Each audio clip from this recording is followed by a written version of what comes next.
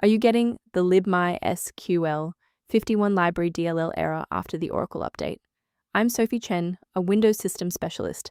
Let's restore that orphaned library and fix your app. Before we begin the manual steps for libmysql51 library, check the description for a tool to help maintain a clean system environment. This is the libmysql51 library, the MySQL Client library version 5.1, used by legacy web stacks to establish database connections and manage socket-level authentication. It is commonly bundled with older PHP, Python, and Apache distributions. If missing, applications running on XAMPP or WAMP stacks may fail database initialization and display errors like MySQL extension not found. Since we've identified what's missing, let's try the official recovery method. This is a core Windows system file issue. Run the system file checker by opening command prompt as an administrator and entering sfc/scan now. Windows will scan your system and automatically repair missing or corrupted core files such as libmysql51 library DLL. In cases where the official installer remains ineffective, we must escalate to a manual review of your system's active runtime state. A full system restart clears the temporary memory cache and allows Windows to attempt a fresh initialization of all required libraries, including libmysql51 library. Before you reboot, make sure to bookmark this video or click the like button so you can easily find your way back to the next step once your PC is back up and running.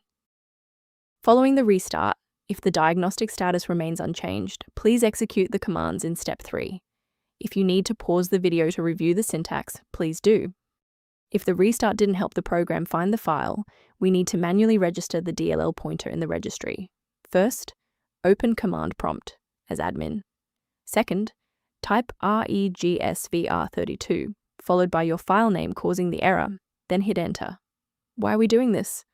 Well, these files rely on a pointer in the registry. If the program can't find that pointer, it doesn't matter if the file exists, it won't load.